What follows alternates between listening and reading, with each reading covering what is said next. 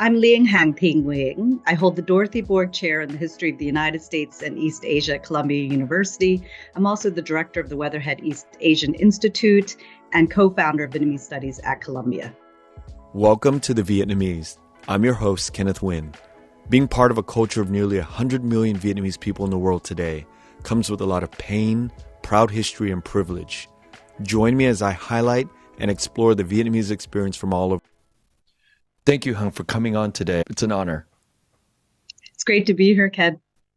We were chatting about this being a very casual conversation, but not with you. There's a lot I want to know. There's a lot of things that you've done with your life that it's just so hard to cover in a short few minutes. I know I was expecting to come here and just, sort of just chat with you, shoot the breeze. But now I think this is going to be a pretty intense interview, but I'm excited about it. First thing in the morning. Yes, thank you. Thank you so much. So what inspired you early on to study history? What was your journey on arriving at this modern Vietnamese history place? Yeah, that's not what my parents had in mind for me. I'm the youngest of nine. And they, we represent all the different professions in my family, and they had wanted me to be a dentist. We needed a dentist, so that was what they had wanted. But I grew up just with this question as born in Vietnam, came at the end of the war, and just had questions about how did I end up in the United States of America? How did my family end up here? What are they always talking about when they talk about being separated from family members in Vietnam? What was this war all about? The questions they always talked about around the dinner table, the elders did, because I grew up with my parents, my maternal aunt and grandmother, a few uncles and some cousins. It was a very cramped house.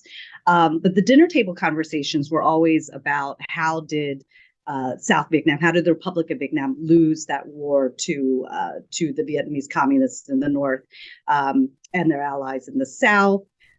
Very little bit was about actually the United States. It was just questions about this aspect of the Vietnamese Civil War. So I think I took that with me, and then when I got to college at the University of Pennsylvania, and I think this is sort of similar for everyone in my generation, you kind of discover your roots if you didn't grow up in a community with a lot of Vietnamese. And so it was really there that I started more of an academic investigation, inquiry into this question of how did my family and I end up in the United States of America in the 1970s. So I think that really drove my interests and was a great place to really, do history.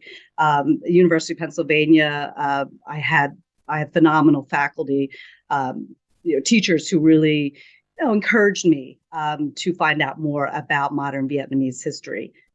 As I think about the family dinner table, there's 9 of you, right? So Yes. A lot of the older siblings that you have were very aware of what went on as the war was going on.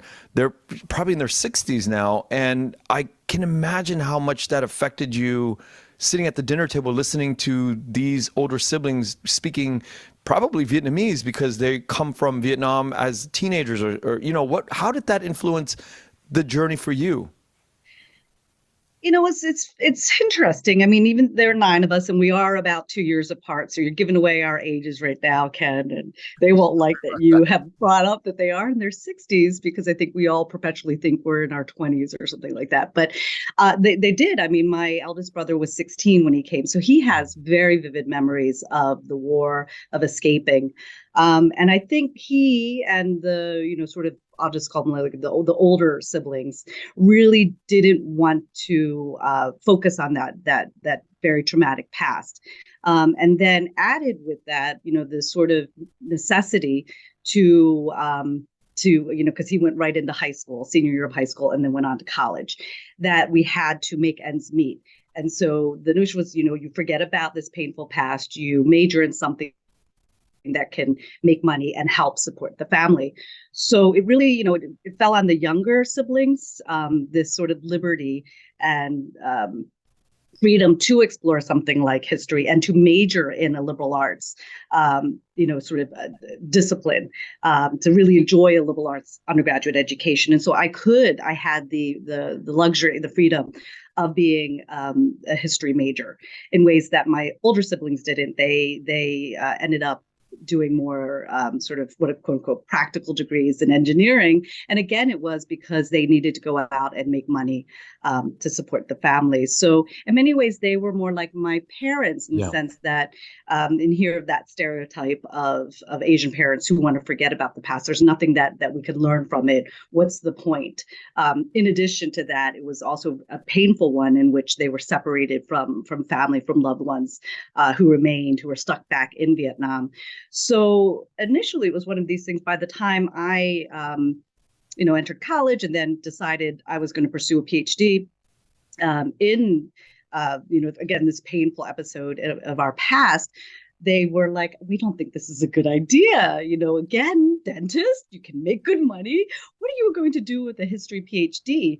And I told them I love, I love research. I love writing. I love teaching. So, for my parents, that at the same time, while they wanted me to do something that could earn money, that was more sort of stable, they also have a veneration of the intellectuals and of the ditek. So we come from a society that celebrates a world of ideas and of the academy, of academia. So they was sort of a tug of war for them, because they were like, look, we're refugees in this country. You should focus on a career choice that is viable, that can support yourself and your family. By the time I'm in my 20s, they were all doing okay. And then, also, the other side of them, which wanted to have their children go into academia, they themselves only went as far as high school in Vietnam. So they were not part of this sort of socioeconomic elite. And so they were, my mom was a factory hand at Pasteur. My father joined the military. Who was in the Air Force. So, but of course they grew up, they're a product of Vietnamese society and culture and education at that point. And there still was a veneration for teachers. So I think, they were worried about me. And then when I, of course, explained what kind of history I was going to do, I wanted to tackle that war. They said, okay, another bad idea, because that means you'll have to go to Vietnam to do research. And depending on what you write, this could be very controversial. The Vietnamese community in the United States is very politicized. They were worried that I would get beaten up because there had been instances in the past of Vietnamese scholars writing in a certain fashion and a certain, I think, fringe element of that community. Depending on the time period, I think it was much worse in the late 70s, early 80s. By the time I'm doing this, it's the 90s. I think while there were instances of violence, I told them I doubt that people were so passionate about history that they would go after me. At the end of the day, I think I have gotten, sort of pushback and criticism from the Vietnamese community, but, I respect, everyone with their differing opinions and perspectives. And for me, it's about really keeping that line of dialogue and conversation open. We should be able to debate, but we should also respect each other's positions. And I think that it's really that diversity, which is great. And I think, where my parents were coming out of in the late 70s, early 80s, that wasn't the case. It was, the stakes were much higher, and there was this sort of closing off of any kind of conversation about this, because I think just it was so recent, and the hardships that they endured, it took time to heal. Yeah. What is considered modern history? What time period is modern? Chew, you little historian. This is great. That is a question, posed to any historian who wants to study, any people of the past. And I think in terms of our field, Vietnamese history, most date it with the arrival of the French. I would put it earlier, and that's a question of sort of when did modernity arrive in Vietnam? And I think one of the things you can point to is sort of the early 1800s, before the arrival of the French in full force by mid-century, mid-19th century, that the early Nguyen emperors were able to deal with a body politic, right? So they were able to deal with the landmass that went from that became the country that was we know it today, Vietnam, really didn't come into being until 1802, and that, of course, is that S-shaped country that is, it's been compared to, like the rice buckets, right, carried by a long pole, that starts in the Red River Delta up north, running all the way south to the Mekong Delta. That didn't exist until 1802. And then if you look at the sort of entirety of modern Vietnamese history, I'm not saying I dated at 1802, but, it only existed as a unified country until the French came, and then So they wait a broke it minute. This apart. this idea of bị đô hộ 1.000 năm is not true then. I mean, this idea of being held in captivity by the bigger powers for 1,000 years, or being kind of like pushed or pressured for 1,000, that's not true. No, it is true. I mean, this is you're again, great historian or student of history. That is a dominant narrative that has been put forward particularly well by the current communist government, that the Vietnamese had always resisted foreign aggression from antiquity to the present, and that the Vietnamese Communist Party inherited that sort of compulsion to always expel, foreign aggressors. And we were colonized by our neighbor to the north for 1,000 years. But there's also a history of Vietnam, and again, these are more recent scholars who argue that while that was the case, that there had been, instances where the Vietnamese had expelled foreign aggressors, there are also instances of working very closely with outside parties and adopting, say, if it's something like aspects of Chinese civilization, that the Vietnamese were even after overthrowing or expelling the Chinese conquerors, adopted their ways. So how do you sort of reconcile that? That it's not always the sort of relationship between Vietnamese and the outside world, that it was sort of closing up borders in the way that it was with, say, to a better extent, the Japanese or the Koreans in this period of history, that they did try to close off their civilizations, their kingdoms, much more to the outside world than compared to the Vietnamese. I think the Vietnamese never had an option to do that, given our geography. We were a sort of node in terms of world trade. The port cities, like anywhere from like Hoi An, Quy Nhơn, what became Saigon, were always trade entrepôts in which Vietnamese were interacting with Chams, Khmers, Thais, Burmese, Europeans, Chinese. And so, our trade networks were extended all the way to the Middle East and Africa. So we're not like, other sort of Asian civilizations that had that luxury to close off. And even in those societies, I think there was a lot more trickling in. But Vietnam was never like that. So we do sort of inherit certain tropes. And I think that one about Vietnamese always resist foreign aggression has to be, it's very complicated. I forgot my train of thought. Where was this question going about? Modernity. When did modernity arrive?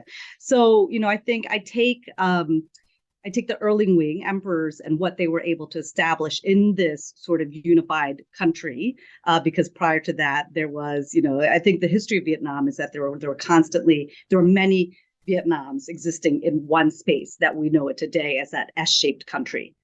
But its current borders only were achieved by the 1900s, and then even then broken up in various episodes of history, whether it be the French colonial era, in the post-1945 era, post-54 era, and then finally until it was reunified in 1976. So in that way, it's a younger country than the United States of America. if we take into account that 1802, we achieved the borders that exist today, but then got broken up in many different distinct episodes in history. So with that, the question, I think it lies somewhere in the Nguyen emperors, and maybe even Lien-Hang, because he was able to construct a government that was able to oversee the governance of this entire country. Your answer just made me think of 5 other questions, but I'm not going to go into it because it's going to drag out. I think people will probably fall asleep at this point saying, I didn't expect a history lesson. Believe it or not, no, this opens up. I mean, there's things that we don't know. There's a lot of things that we don't know. We don't get to sit in a class with you. So all of these like little snippets, hopefully it opens up questions for other people to go and research, this idea of 1802, this S country, the port, all of these things. I want to get more, but I have so many questions for you. So we'll start with this idea of you being appointed. I'm not sure if you were appointed as director of the Weatherhead East Asian Institute at Columbia. What is the significance of this new role for you? Oh, it is such a great honor. It was a process in which I was nominated and then elected by the members associated with the Weatherhead East Asian Institute. The institute itself is almost 75 years old. Wow. So in 2024, we will turn 75. So we were created, we were established during the Cold War, 1949 in particular. And that, of course, that year is very important because that was the founding of the People's Republic of China. So Weatherhead at Columbia really tried to become a regional institute that would focus on Asia, and particularly the challenges confronting the United States vis-a-vis Asia. And so particularly with the founding of the People's Republic of China, of Communist China, there was a need for greater expertise.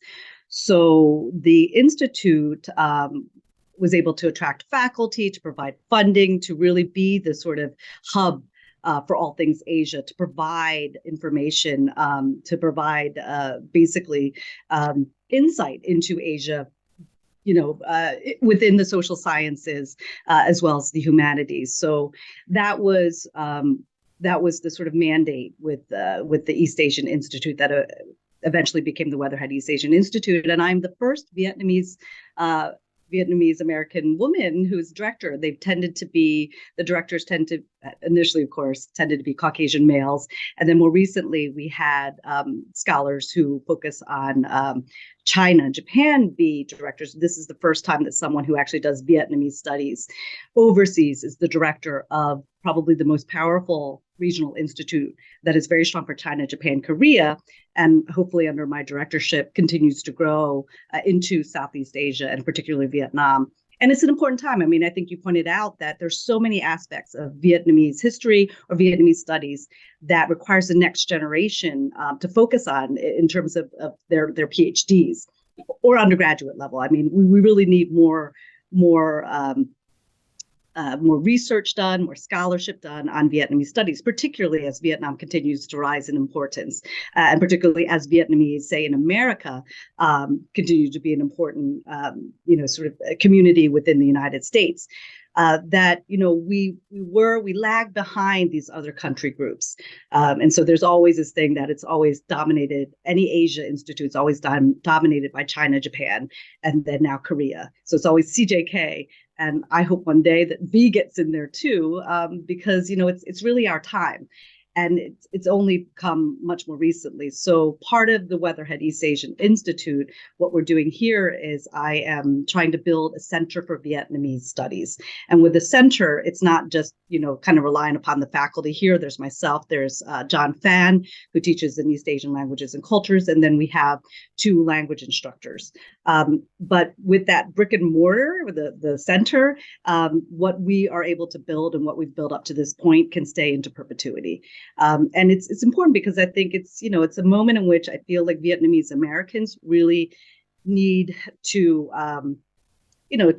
or we deserve a seat at the table, at the academic table. And for me, it's that academic table in the Ivy Leagues.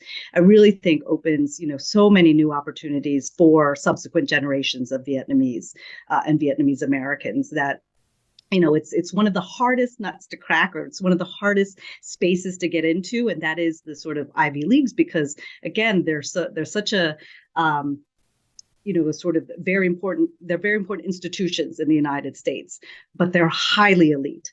So, I think what I've kind of decided to undertake, while I love my research, while I love my teaching, it really is this other cap that I have to wear, which is academic leadership and administration, to do something that sort of lives on after me, and that is the center that I'm trying to build. Now, this center, brick and mortar, where is it being built, and who funds this? Oh, this is so, I didn't think, again, I thought I took a vow of poverty. I did take a vow of poverty when I decided to not become a dentist and to become a college professor. But everything requires money. So in order to build something like a center, there's a lot of, fundraising one has to do, a lot of donor relations. So donors that we have to cultivate. There's a lot of applying for foundation grants. So our funding can come from various sources. So, it takes a lot. And particularly, I live in New York. We live in New York City. Columbia real estate is a premium. I mean, so it takes even more to build something, a brick and mortar here at Columbia than compared to our counterparts in other parts of the country. But, one of the things, again, I always say, what legacy are we leaving? First, I'm very devoted to my children. I have two daughters. They are me. They are my legacy. They're going to be, they're their own people. The other thing, books. I love writing books that will last that reaches an audience. My students here at Columbia, and before that, University of Kentucky, my legacy. The third part of this is the center, because again, that lives on after I stop writing, after I stop teaching, after I stop talking. But it does take a lot. And this is, for me, a very steep learning curve as I take on this directorship. And as, also being co-founder of Vietnamese Studies, it's a lot about academic politics. And if you remember what has been attributed to Henry Kissinger, but really I think starts with Woodrow Wilson, is that the power struggles in academia are worse than any other in any other industry. Why? Because the resources are so small. I mean, we're fighting over scraps. But as a result, you really kind of have to develop another skill set that academics are not good at. We're very good at kind of, or at least from what I come from, hiding out in the archives and libraries, working alone. But in what I'm doing now, it's a lot more of, I guess you could say, people skills. Yeah. Your Vietnamese studies at Columbia, what's brewing for the 2025 upcoming 50th year anniversary here? Yeah, that is, while we will do many events and programming after 2025, but we are already preparing now for that big anniversary. And of course, that anniversary and of course, everyone who subscribes to your podcast knows it very well, which is the fall of Saigon. I think this is our opportunity. While I always think anniversaries are hokey, right? Like, of course we can focus on something when it's not a round number anniversary, but the difference is the country, the world. There's a global audience when it's around an anniversary. So we hope to really commemorate and understand and reflect back upon the past 50 years. I can't believe it's been a half century. But one of the events that we did most recently, which I'm calling the Rise from the Fall. So it's really sort of this rise. And here I'm invoking the phoenix, right? The phoenix in terms of the Western mold of, a bird that rises from the fiery ashes to become great. I'm marrying that, of course, with the mythical the creation myth about Vietnamese being the offspring of a magical union between a phoenix and a dragon, right? That that half follow the dragon to the north, the other half follows the phoenix to the south. But then I put a modern spin on it. The half that goes south eventually goes to another country, namely the United States, and here we're reborn. Now we're taking the Western understanding of the phoenix, because we've seen that. We've seen Vietnamese come a very long way in the United States of America after that war. So what I would like to do is to really,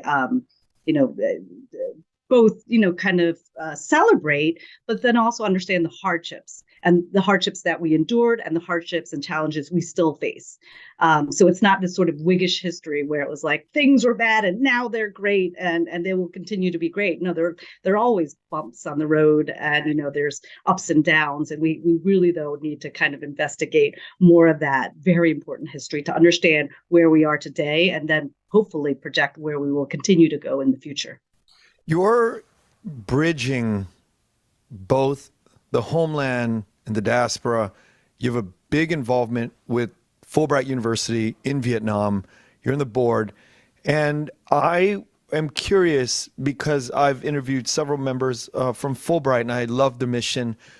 And this idea of academic freedom, sometimes people in Vietnam, it's hard for them to discuss this idea of academic freedom, but I know that the mission of Fulbright is really focused on academic freedom.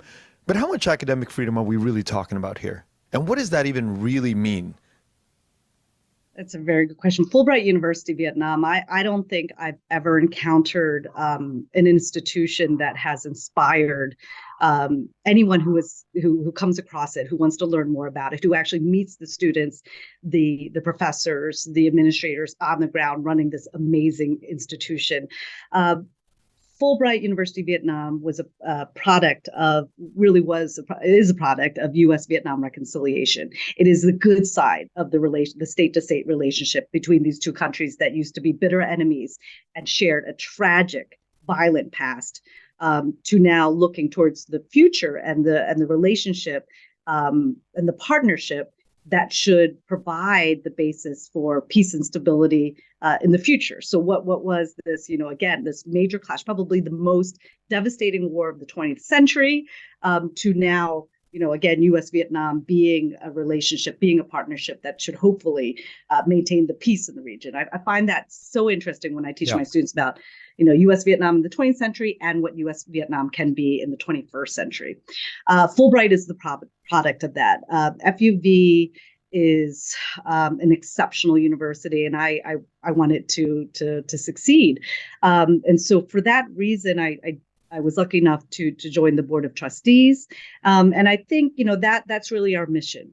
It is again to strengthen that relationship between the United States and Vietnam, and then for me as an academic, as an educator, one of the things that I understand about, sort of Vietnam today, and you touch upon this about academic freedom, while there are, again, stellar institutions outside of FUV, we have, MOUs, we have educational agreements with many universities and institutions. Columbia does with institutions of higher education in Vietnam. FUV stands out.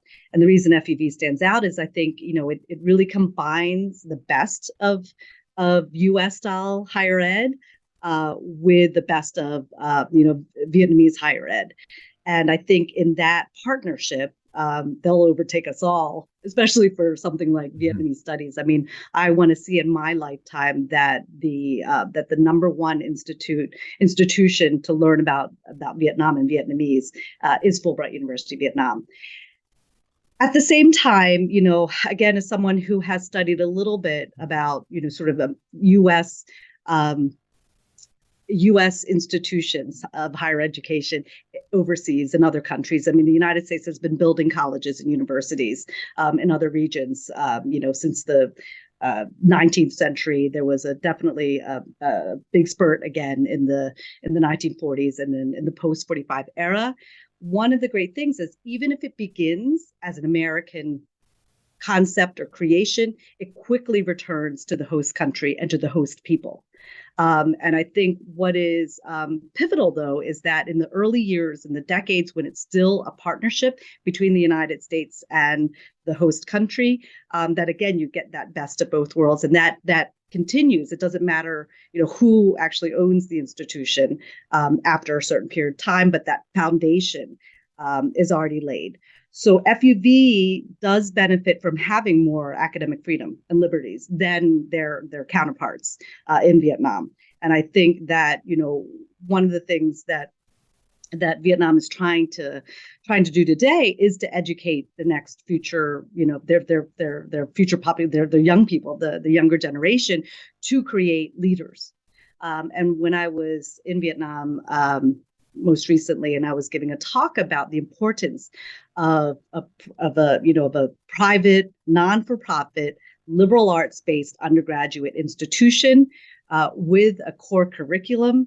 I tried to, kind of speak to the Vietnamese that this is probably the most important thing that they could do for the country. And what I mean by that was I was reflecting back upon when the core curriculum was established at Columbia. And in particular, there was a course in 1919 that looked at contemporary civilizations. And what it was trying to do was, 1919 was when the United States and, of course, the countries around the world just emerged out of World War I. And they were tired of war. They were tired of this devastating World War, and they wanted to prevent war from ever breaking out again. So what did they do? They created a curriculum to educate future leaders in how to maintain the peace. So I said, of course, it's, this is Vietnam's time. Vietnam is very similar to the United States in 1919, where Vietnam is today in the 2020s. In order to become a regional and global power, you need to educate your young generation. You need to educate them in a way that makes them constantly curious, constantly wanting to learn about where they are as human beings and what they can give back, not only to their country, but I think to the global community. So you're really creating and teaching global citizens. And that's what, again, a liberal arts-based education does. It provides the younger generation with those tools to be global citizens.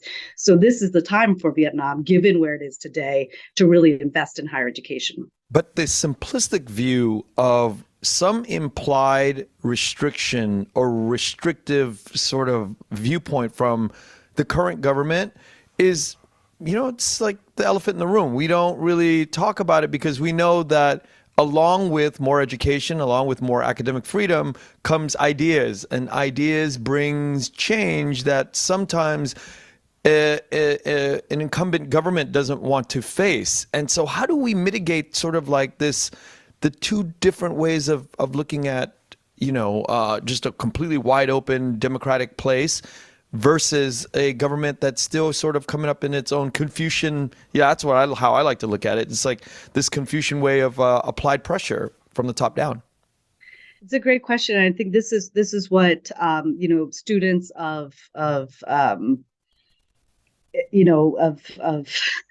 well, actually, just students of history constantly try to tackle, especially if they are looking at societies and governments and rise and fall of empires, looks precisely at this question. And I think we are living in interesting times because what we see is that, the United States, let's take, for example, the counterpoint to your question about, what should Vietnam allow? Because too much freedom, too much academic liberty could potentially make their citizens question. And questions could lead to, maybe a criticism, to outright attacks, to rebellion, to revolution. Okay. What we have in democracies where, one can argue you have a lot of academic liberty and freedom, we are also at a very stagnant point in our country's history, particularly with regard to, just I would just say, sort of many people, commentators have said we're on the brink of a civil war ourselves, right? And that there seems to be the stymieing of academic liberties in the United States. So no one political system has it right. And this is something why, for what I do, I study Vietnamese communism and the political system, and I'm thankful I'm not a leader of a country because it is precisely that. But I think if I think they should listen to your podcast, Ken. If there is any Vietnamese leader listening right now, it is a fine balance. But if the Vietnamese government doesn't allow their younger generation this academic freedom, this, really encourage them in this, sort of pursuit to understand, again, where they are, where they come from, what they can do, then I think if the Vietnamese government doesn't allow this, then the country won't grow. Then, all of Vietnam's desire to be by 2050 one of the top 20 economies, that won't happen. for everything the Vietnamese leaders say, they want Vietnam to continue to be an important regional player and maybe one day be a global player on the international scene. That won't happen if you stymie your population and you don't give them the tools to compete with other countries around the world. So, it is difficult, and it's something that, again, we historians have studied as we kind of look at the rise and fall of civilizations. I mean, this gets to the heart of it.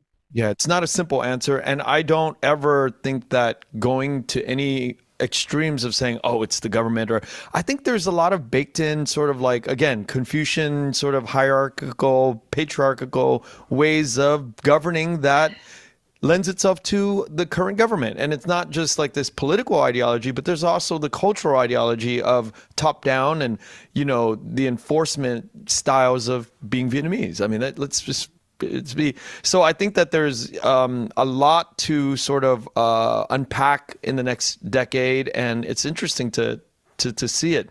Now, your work has been mentioned in some write-ups. Your first book, Hanoi's War: An International History of the War for Peace in Vietnam. It's some people have said it's won near universal acclaim when it came out. This is an impossible feat, like in my mind. How do you get it right for like this? All sides, and you have people from all different political spectrums sort of agreeing on the work that you do with the history. How do you kind of get it right? I mean, you got to put your foot down somewhere with a thesis that you put out, but then it conflicts sometimes with all these different viewpoints. So how do you, as an author, get to the point where a lot of people are like, okay, we think she got it right? I would say that actually it did not come out to near universal acclaim. I think it's actually it's a contentious history. And I guess I would answer that question about getting it right. I think, there is no such thing as capital T truth. In terms of historical inquiry. I mean, you only have interpretations. So, Hanoi's War was my interpretation of the past, given everything that I had seen up to that point, what I've read, what I digested, but it's my interpretation. I never, I think any professional historian wouldn't claim that they're 100% correct or, writing the truth, capital T, because there isn't one. There's only interpretations. It's only my perspective. So I took that as my basis. I think that's, anyone who does a PhD in history is taught that right at the outset, like, don't even try to claim this. So, for us, it's really about studying cause and effect, about change over time. And what this brings back to that first question you asked me, like, why did I focus on modern Vietnamese history? It again draws from my own personal experience, wanting to understand what the elders were talking about around the dinner table. Why did the Republic of Vietnam, why did South Vietnam lose that war to the North? And then that made me try to tackle, what do they mean by the North? Well, who are the North Vietnamese? What is Vietnamese communism? So I embarked upon that in my graduate career at Yale. I actually started out as a U.S. diplomatic historian. So I studied with U.S. Diplomatic and military historians at Yale. And even before that, in my undergraduate, I thought I was going to work on the American Civil War. So I guess it was something that always drew me to questions of war and peace. But I decided, with my skill set, and my advisor, encouraged me to do this, is to try to get into the Vietnamese archives, because there's so many questions that still abound about that war. I mean, when I was starting out, it was kind of, the state of the field, the literature was just like, well, who was even in charge in the North? It was kind of like, if the books written about World War II, we knew nothing about the Third Reich. We had no idea if Hitler was actually in charge, or questions of strategy. How did they devise their battle plans? Imagine if you wrote about World War I without any understanding of trench warfare, or how. But that was the state of Vietnam War history at that time. So there were so many big questions out there that young scholars could tackle, and what I wanted to bring to the table was someone who would have the linguistic ability to access Vietnamese documents, with this grounding in the historiography. And so that was sort of where I came out in this sort of cohort of graduate students who were interested in the global Cold War and wanted to access these very difficult to access archives around the globe, particularly former communist or presently communist countries.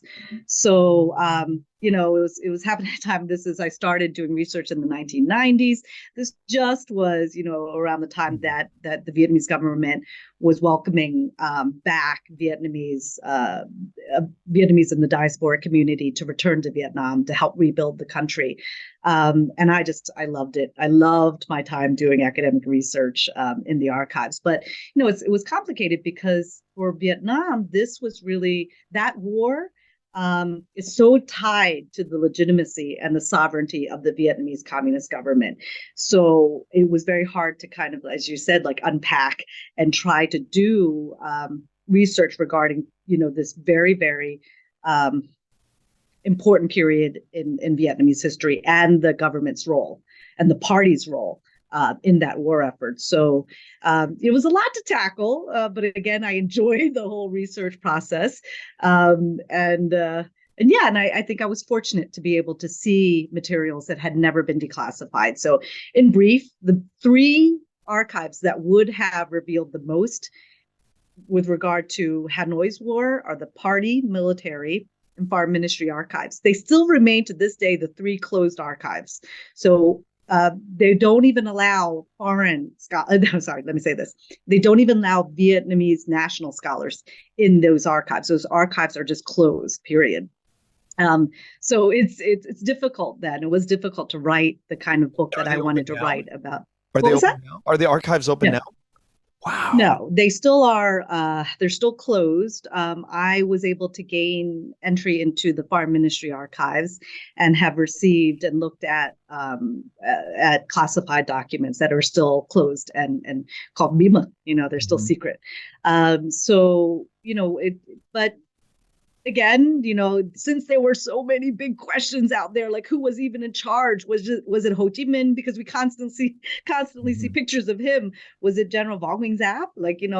That's what initially I thought was the sort of Communist Party leadership when I began my research, and then quickly found out that no, there were two other characters, in particular one Lê Duẩn, and Lê Đức Thọ, who really ran the show, but there wasn't as much research done about those two men.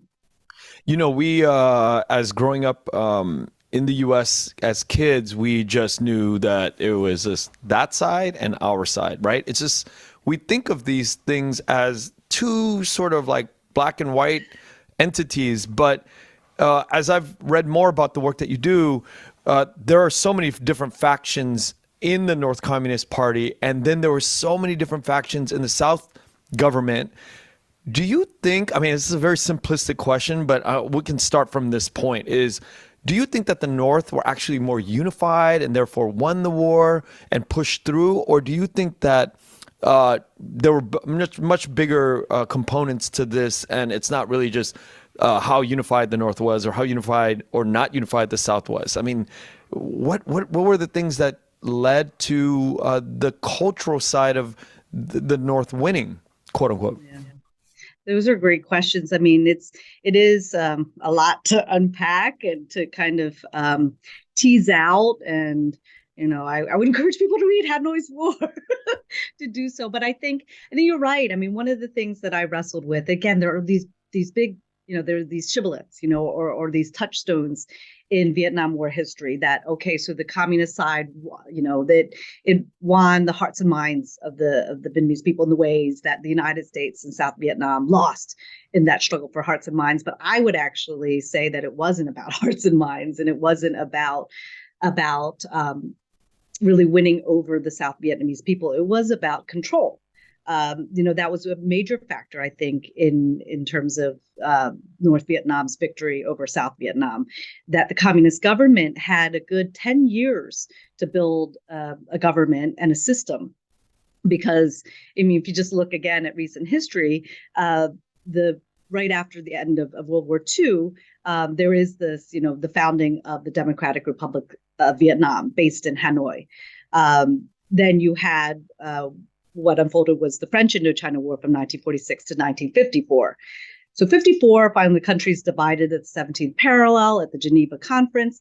That gave the Republic of Vietnam a starting point of 1954, 1955. 45 was when the DRV was founded. So even though it was, in a state of war with the French, and so was the South, that still is, sort of critical time. And what I've argued and what others have argued is that state building amid war creates a very strong state.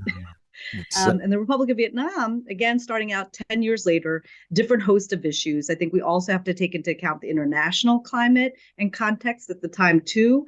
The South had a much more sort of powerful ally, the United States. And that ally wanted to be much more involved in state building and in nation building and eventually into the war. North Vietnam had China and the Soviet Union, but the fact that those two countries were squabbling allowed North Vietnam to maintain its independence and autonomy against Soviet Union and the People's Republic of China. Had they wanted to be more interventionist like the United States, they couldn't. So all those factors, I think, are extremely important. And then, if you actually look at the state, and one of the things I was really interested in was the Ministry of Public Security. And it really grew in the time period that I was looking at. And now it's this, it's behemoth. But what's interesting to see is, they were able to build this sort of police state that clamped down on any dissent, in North Vietnam, if there was any sort of anti-war stirrings, as there was in South Vietnam or as there was in the United States, that would have been put down immediately in the North. And it all lies in this, this Ministry of Public Security and the military, the security services within the military. And what I was able to expose was that there were a lot of purges, there were a lot of arrests in North Vietnam, and there was this crackdown of dissent because dissent in North Vietnam equaled treason. So it wasn't about hearts and minds; it was control. Yeah, purely control. But at the same time, the Republic of Vietnam, the leaders eventually, especially by the Second Republic, I think because you had this overbearing U.S. ally, and you had leaders who were more focused on maintaining power. So, there wasn't really effective governance at this time in the Republic of Vietnam either.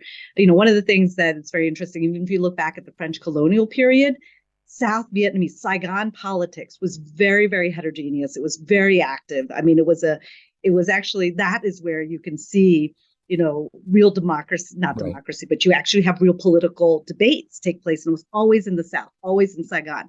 Hanoi was where the French Governor General was based. You had less of this sort of very intense political scene. And I think while there are so many benefits to that, by the time that you had, you had a civil war in a Cold War with superpower intervention, that meant that, the political scene was much harder to dominate in South Vietnam, in the Republic of Vietnam, than its counterpart in Hanoi, in North Vietnam. So all of that has to be taken into account in terms of the sort of colonial legacies. But that vibrancy also led to less, unanimity, less unity. Yeah, that nuance of saying, we had a lot of debates, we had a lot of freedom, we had a lot of ways of thinking about things, actually kind of led to the demise, because you have the superpower that comes in and, everything's scrambled down here and people are still trying to figure it out openly. But then you have a unified head start up north that they just come in and they're just so unified and be like, then it's over. It's not that simplistic, but, and again, I apologize for 20 years of your research and your being forced into, there's just minutes of having to unpack all this, but you're doing such a great job of explaining this to a layperson like me. And I could see it clearly, the way that you explain these ideas, and I can work on it. And I hope that the audience who's listening can also, think about these things and not keep such a closed mind when it comes to the history of Vietnam and it's being so black and white that we were raised with. You are were just you were the, I think you were just my PR person for why it's important to continue to study history because it's constantly changing and evolving given what we're able to see and given the interpretations that come out, right? Like you constant, if you have that mindset that you should never stop learning. Right. Right. That you should always be a perpetual student. You will be a better person. You will be a better human being. You will be a better global citizen as a result. I think you're totally right. The other thing I would say is that, again, another mainstream interpretation was like the ARVN didn't fight, that the military in the South, why did they pale in comparison to what had been called the Big Gum, right? The VC or the North Vietnamese army. And I think what becomes clear, especially because I do study top-down history, I look at diplomatic, political, I look at leaders. One of the things that I think is universal is that the leadership and all of these of the belligerents of these war capitals failed their people.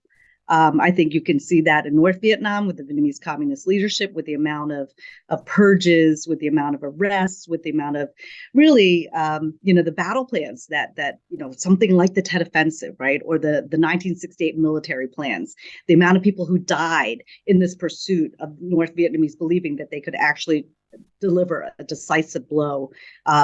It was just basically suicidal attacks throughout that year. That saying about 1 million, 2 million people, the North Vietnamese leaders say they will win because it didn't matter how many millions died. They never could put themselves included in that number of millions. Likewise, the Republic of Vietnam, with all of the sort of struggles that took place, the power struggles between our leaders who kind of, just didn't wage an effective war, allowed the Americans to fight that war and, just sort of wasted resources. At the end of the day, they again sent men, women to their deaths and did not protect the civilian, population. The United States, that's very clear. Look at all the studies that, criticize LBJ, Nixon for that war. I think that is, of course, the historical interpretation we all know about, that the Vietnam War was an unpopular war. It was a wrong war. It shouldn't have happened. The Americans should have never intervened. But again, leaders who believe U.S. credibility on the line, their own credibility on the line, decided to enter that war that they had no point in entering. So I think that that's another universal. The war leaderships on all sides failed their people. And as a result, 58,000 Americans died and 1 to 5 million Vietnamese. I grew up thinking that I was incredibly fortunate to be born in the United States. And I still hold that to be true. But as I get more information about the journey of the diaspora, we left painfully, and there's a large legacy of death and destruction and loss. But at the same time, it's hard to separate as a person who was born in the United States to think that, it's not like we went on a 50-year vacation, but damn, we have it good. We have it so good. How do you mitigate this thought of having it, we have it so good, and we need to be very grateful that we have it good, but at the same time, there's like, we are the product of something really ugly coming out of a superpower doing this to us. And I still can't deal with this idea sometimes. So that's why I asked everybody, what does it mean to be Vietnamese? But how do you kind of like think about this stuff? I think you answered it. I mean, that question, I love when you asked that question. I was like, when is he going to ask me what does it mean to be Vietnamese? Again, I love how this is all kind of coming together. When we first started, for me, it was being influenced by these dinner table conversations that made me pursue history. It gets back to that. For me, in defining what it means to be Vietnamese, actually, the starting point is that war. And why that is kind of interesting is, of course, when you think about Vietnam, you've heard the saying, Vietnam is more than a war. It's a country with its own history, politics, society, culture worthy of study. I'm flipping that on its head. I'm like, but that doesn't mean you ignore the war. And that's basically what happened in the field of modern Vietnamese studies, because the war dominated, at least American. You see all the books in my bookshelves.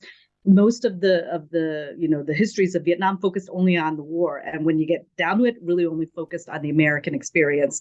U.S. foreign policy was all about what happened to the Americans in the United States as a result of that war. So as in response to that, scholars in my field said, okay, we're going to study everything before 1945 and after 1975. We're not even going to touch this. But in doing that, I think it just made us forget a large part of our history that really defines us and defines even Vietnamese Americans. You're totally right. Like, one of the things I feel very fortunate that my family escaped in 1975 and that we resettled in the United States. And I had all of these educational opportunities for me. And yes, I'm very grateful. One of the things I'm really excited about is that, again, I go to Vietnam. I go often for my work as a part of the board of trustees of Fulbright. Now it is Vietnamese saying we are the fortunate ones. We are in Vietnam. Our economy is growing, and again, I think this is simplistic because I think it's really the those who live in the cities, who are of a socioeconomic level, who are basically still the elite, but they don't look just to Vietnamese abroad. They don't say, "Oh, look at those Vietnamese Australians. Look at those Vietnamese Americans." When they come back to Vietnam, when they visit us, they're so rich. And I think that is changing. So while again, I'm happy where I am, what I loved, and I couldn't believe, that we see it in our lifetime that, the Vietnamese in Vietnam are also feeling fortunate. They don't flee. They don't need many return, right? Like even in our families, we have relatives who decided, you know what, fine, it was great being in the United States, but I'm going to go retire in Vietnam. So this gets also to, what does it mean to be Vietnamese? For me, again, it's about coming from that war, from a very painful period in history, to still undergoing challenges to get to where we are now. The other part of being Vietnamese, and to me, I couldn't imagine that when I started out to study this painful period in our past, to seeing U.S. Vietnam reconciliation. One of the things I think that we have to work on, and again, this very much defines me as Vietnamese, is that I want to see reconciliation between Vietnamese in country and Vietnamese living abroad. I think that's where the most work can be done. I see state to state relations. That is great. I see, Vietnam veterans from the United States returning to Vietnam, talking to their enemies, really healing. What I want to see more improvement on is the relationship between Vietnamese. What is that going to take? That's why I do this podcast too. It's to see that happen. I just don't get it sometimes. People are just, they have the blinders on, and there's a refusal to even take a peek inside what is going on the other side. I don't think it's coming much from Vietnam to diaspora, but it's more diaspora to Vietnam. Yeah. That's a good question. I mean, I think like this, like your podcast, right? I'm a historian, so I can't predict the future. I just study the past. So I don't know how long it'll take, but I think it's this kind of work. I think it's this sort of, spaces, whether it be, a podcast, if folks listen, if it's taking a class of mine, or reading a book, it will open up, sort of alternate paths or things to consider, and I think the more that any individual, any human being takes to educate themselves, that means that, I think the time horizon will hopefully shorten. I don't know when that'll happen, when we will really see, true reconciliation. I mean, I think now you even look at, the situation in comparable, sort of comparable experiences, whether it be, the Chinese experience, so China and Taiwan, or if you're looking North Korea, South Korea. So Vietnamese or even Cubans and Cuban Americans, like it's there. We're not the only one. Vietnamese are not exceptional. We're not unique. This is something that, that burden of history. And then moving forward, I think it takes time, and it has to take individuals who are committed to promoting reconciliation, to open up vistas, like listening to a podcast or reading a book about the fraught nature of the Vietnamese Civil War, but then, sort of what can happen moving forward. So I think the more those ideas are introduced and out there for, individuals to learn about, I think we can get there. The other thing I would say is, while I love going to Vietnam, and it's something that, again, another common trope you hear is that the Vietnamese have forgotten that war. They're not bitter, and I would actually say no. I think that's very unfair, and it's unreasonable to expect Mhm. that. That there are vestiges of just great war wounds, Just go to and I their would actually museum. say, Go to their well, museum. I would My actually God. say it is in the other direction too. It just depends Right. on who you're talking to. That there is a lot of anger and hatred on our side of a, maybe certain generation, or not even, I would say that, because it depends on when you came and why you came to the Right. United States. So it doesn't just inhabit one Right. generation. Um, but at the same time, when you go to Vietnam, I think you see this after you go deeper than just the surface. Oh, everyone's so happy here with the government. I actually disagree. I think you can, because there've just been not just that war, but decades afterwards of, just, whether it be re-education camps, it's further war, if it is also Vietnamese, who become very active in trying to overthrow the Vietnamese government, that you can't Yeah. expect that sort of anger and animosity to disappear overnight. So we've spent a good hour talking about the your education, but there is this huge side to you that we have not even gotten into yet, which is film, TV, media. That space is incredibly. You've put so much effort and you've made such a big dent in it. And there are narratives that come out of Hollywood. There, this is my backyard, and I have so many questions about working with producers throughout the years. How much, how amenable have they been, starting from, Full Metal Jacket to today? How much sort of change in the landscape of allowing us not to be Orientals or the Indians of the war anymore? Like, how much growth has there been since you started consulting in the early days? This is a very recent foray. I would not say I have much experience. I love it. And I think it goes with my desire to make history accessible, right? To really introduce what I do, which is very academic and dry. And it, initially was just focused on whether it be my graduate students, my field, so other academics reading my books. I mean, it reaches a very small audience, right? Or even the courses I teach, it's only bounded by the students here at this university. It is, the world of film, Hollywood, that reaches a much broader audience. It's Mhm. trying to, make it on your radar screen, Ken. Like, when you do documentaries, when you do film, think of me, because that reach, I mean, it's phenomenal. I mean, that's the global megaphone. And I think, again, we're living in a really interesting time that you have, strides made by Asian Americans in media, made in film in particular. I mean, just look at the Oscars this year. This is our moment. Just like I said, it's time for Vietnamese Americans to gain that seat at the Ivy League table. It's that time that Asian Americans should gain that seat at the Oscars, like, win every category. And we're already seeing it. So, I think it just took decades of work done by, pioneers in that industry. And it's exciting. It's exciting to see. At the same time, we still are dealing with those issues of the sort of stereotypical portrayal of, particularly in something that I've done, again, Vietnam War films, of Vietnamese being the props in the background, to an American experience.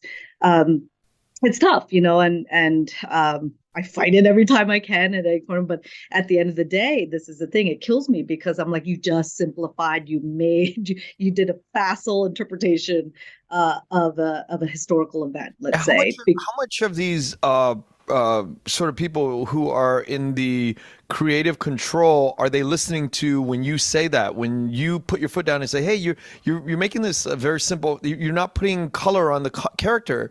Do they listen? Yeah.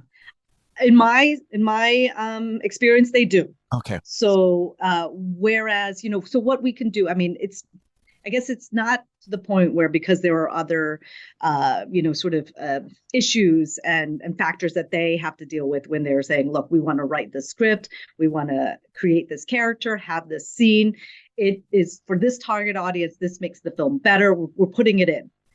And me as a historical consultant say, but it never happened. Don't do it this way. This is historically inaccurate. Um, yada yada yada. I think it tempers that scene, or it tempers that Mm. character. It may not remove it entirely or doesn't change it drastically, but it tempers it. And I think that's progress. I think the more that Asian Americans and Vietnamese Americans are players in this industry, that's even going to it's going to even get better, right? Then that's when you can be at a point where you can say remove it entirely or absolutely not. I would say we're not there yet, because you still have, again, certain tropes, certain sort of narratives that, in this case, the American experience in the Vietnam War still wants to sort of replicate on the big screen. But I think now, with more Vietnamese Americans involved in every step of the process, though that sort of, compulsion is tempered. I think everyone is very much waiting to see what happens with The Sympathizer and with A24's, production of it. Yeah. And because that, again, Baek Nguyen with his novel, and then now it's being adapted into the series and then a feature-length film, I guess. And we'll see what happens with that. But I think it's an extremely exciting time. And again, back to that point, this is how you reach a broad audience. I think it's extremely exciting. Yeah, you participated with the Ken Burns documentary, all the way up to the most recent one with the greatest what is it? Beer Run Ever. Yeah. The best title, yeah. You know, tell me how much of your sort of your ideas go into sort of when they come to you. What is the process of you, like, you read the scenes and you give them notes back on saying this is not the way it goes, or how does this all work? Yeah.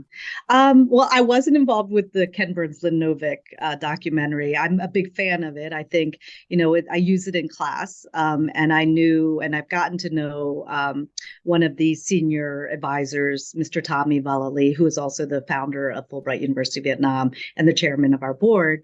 He had indicated to me that Hanoi's War was very influential in the making of that documentary, but I didn't have a direct role. I did know some of the historical advisors, and they met, and they met a lot, and they talked about sort of what would go in this documentary. And I think they had a very, it was a great process, and I think they have a great product in the end that it still is extremely influential. With The Greatest Beer Run Ever, I was more involved in, once they had a script, I read it. And again, because it was based on actual events, it was based on a memoir written by Chicky Donahue, and it's sort of, an adaptation, or it pulls from his life story. So they did say, look, some of this is going to be fabricated. It's not true. It's not following his life, but it's drawn loosely. What they wanted me to do was just to make sure that nothing was grossly inaccurate. So that would go down to, okay, so here it is, the caravel. Would the bar have looked like this? How do we recreate that scene? Did Pleiku, did the base look like that? So those were the types of questions, and I loved it. I was doing research on some of these battles that Chicky had seen. I went and I made sure that I got the military coordinates right, that there was a firefight. I loved it. It was really applying my skill set as a sort of historical researcher. I could do that. I'm very excited about being involved in a film with Tony Bui and his producer Naja Pham Lockwood, in what they're doing about Kim Phuc and the Napalm Girl and Nick Ut. And that is going in right from the start. And there I hope I've been helping them in pointing out the books they should read, the historians and the oral, the oral interviews that have been done in the past, and the ones that they are continuing to do for research for this script. And that's very exciting to get, there at the start to see how a script could be done by the brilliant, Tony Bui, to see what he's going to do with it. And he has that same skill set as a historian, as a PhD student. I mean, more than a PhD student. I mean, he's like a professor of history with regard to that attention to historical detail and accuracy. Because again, these were real events that happened. So how do you stay true to that in people's lives, people's experiences, but yet make a feature-length film? So it's interesting and very exciting for me to see. I got to make a real quick detour here with Tony Bui. is because your involvement working with Tony Bui, to me, he's one of my gods. He is. I met him in the late 90s, and I really want to say that Tony Bui, he's not very well known today in the bigger general population in mainstream. But Tony Bui is the reason so many of my generation got into the film business, because we saw him and his brother Tim Bui do 3 seasons, and it dominated at the Sundance Film Festival, I think in '99, won the top 3 audience, cinematography, and director's award. And it just inspired a whole generation of Victor Vuz, Stefan Goggers, Hamtrans, all of these producers and directors that come out of that era. I know Tony since those days, and I worked on The Green Dragon with his brother and him, and it was the most beautiful time in my life in the business. And he is a genius. Tony is an absolute genius, and I begged him to come on the podcast so many times. We were very close, and he's just such a very private person. But I just want to put it out there that he and Naja are. I'm very excited to see what comes out of this, and I'm so happy to hear that you're on this project too. I mean, it's like really brilliant people coming out of this union of working with Tony Bui. I mean, 3 seasons changed my life, and I was just a consumer. I loved going to, art house films. And I remember when that came out, and it was, again, it really just, I was so proud to be Vietnamese American. Totally. And that film changed me. And so in many ways too, Tony's a god to me as well, but maybe not from someone within the industry, but it definitely was one of these, I still remember it from being a young adult and watching it in the theater. I think, the upcoming film will even be better. Sorry, Tony and Naja, if you're going to watch this, but I mean, just seeing what they've done in terms of the historical research process, I think what he's going to put together and what she is going to help him make. I mean, I think it's just going to be phenomenal. It'll change lives like 3 seasons did. I'm proud to announce that they will be with me next year at Columbia. So he's going to be a director in residence, artist in residence, and she is going to be an Asian action lecturer. So they're going to talk about this experience and this journey of making this film. That again, I think it'll put Vietnamese Americans on the map. It's a total Vietnamese American production, so very excited about it. And the fact that he's tackling the war again, it's been dominated by the Oliver Stones, right? The Stanley Kubricks, the big American directors that have made big Vietnam War films. And the fact that this is made by Tony. I can't wait. I can't wait for us to kind of meet again, so we can celebrate that when the film comes out, and maybe try to get him next year when he's here, and I'll make him sit right here and do the podcast with you. We've spent countless years hanging out and staying up all night, and I've spent many hours with Tony. But I understand I will never push him because he's very private, and I think that his level of understanding of so many things makes him a little bit nervous about putting words out and then it being permanent on a podcast sort of thing. He actually was one of the first guys who was sitting in my studio, and I said, have this idea. This was a few years ago, maybe 5 years ago. I said, I think I want to do a podcast. Really, I'm thinking about it. And he said, Ken, you have to do it. And he said that to me. He and Nguyen and Anderson Lay, those 3 guys really pushed me in the early days to step off and do it. And, I really thank Tony for being, in my life. And he's such a dear, such a sweet person too. I agree wholeheartedly. And I will just say that Tony and Naja, if I got anything wrong in this podcast, I'm so sorry. But again, you can see Ken and I are very excited for this project, and we can't wait to see it come into fruition. So what are some of the things you think Vietnamese culture has informed the rest of the world? Oh, that's a very good question. And again, taking me out of my comfort zone. Again, from my vantage point as a historian, I think it's perseverance. It sounds very simple, but I can't imagine. And again, it takes it when I do these talks, these speeches, just kind of soaking in our experience from being, as I mentioned earlier in the podcast, undergoing the most devastating war of the global Cold War. And, even in terms of if you compare what happened in the Vietnam War to World War I, World War II, it's massive, right? Like Vietnam, Cambodia, Laos is the most bombed country in the world at that time, more so than any, sort of country during World War II, more tonnage of bombs. The amount, of people who died, wounded in that war, the countries, broken apart, families broken apart. Yet where we are today, and just in that contrast, I think one of the things that you can take away is this sort of perseverance. I think we're finally getting to the point where the war doesn't define us anymore, though. And so what I want to see is sort of Vietnamese culture, in the global arena in the same way that, many people always point to Korean culture. And I hate these sort of facile, comparisons, but when will V-pop overtake K-pop? And from a lot of people I talk to, that's going to happen. I mean, there's so much excitement about sort of Vietnamese cultural products that I think will dominate the world stage. It's just that Vietnamese development has, sort of been stunted as a result of that war, as a result of, Noi Mới taking a while to then be implemented and to really to take hold. And then, of course, Vietnam's reaching out to the rest of the world. That's still about 30 years behind all of these other Asian powerhouses, right? If you think about what came out of Hong Kong, Taiwan, of Tokyo, and more recently Seoul, I mean, I think it's going to happen. And I think in the same way, too, Vietnamese Americans will also, and as they are, we have so many cultural leaders, but I just feel like, again, it's always about this like 10, 20, 30 years behind.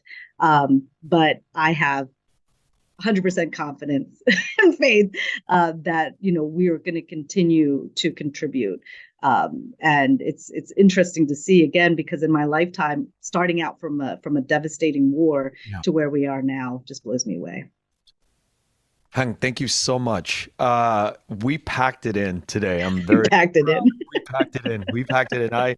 I looked at the question list and I feel like I've really gotten, even the ones that I didn't get to answer, but you've answered it in throughout the questions, throughout the answers that you gave me. So I feel very complete and very accomplished with this particular interview because you really understand the whole scope of this, and would love to have you come back and talk more about the next year and the planning for 2025. And in a few more months, I think there's going to be so much more to talk about. I agree. I enjoyed this immensely, and I feel like now after this podcast, I'm going to take a drink of one of these just to celebrate. We've come a long way. Hang, thank you so much. I really appreciate it once again. Thanks, Ken. Thank you for listening to The Vietnamese with Kenneth Nguyen. The Vietnamese is produced by Brittany Tran. Special thanks to Jane Nguyen, Catherine Nguyen, Tina Pham, Sydney Jamie, and Christo Trin. Please find us on Instagram, Facebook, and TikTok at The Vietnamese Podcast. You can also find us on YouTube, where you can subscribe, like, and comment. Please rate and give us a review wherever you find our podcasts.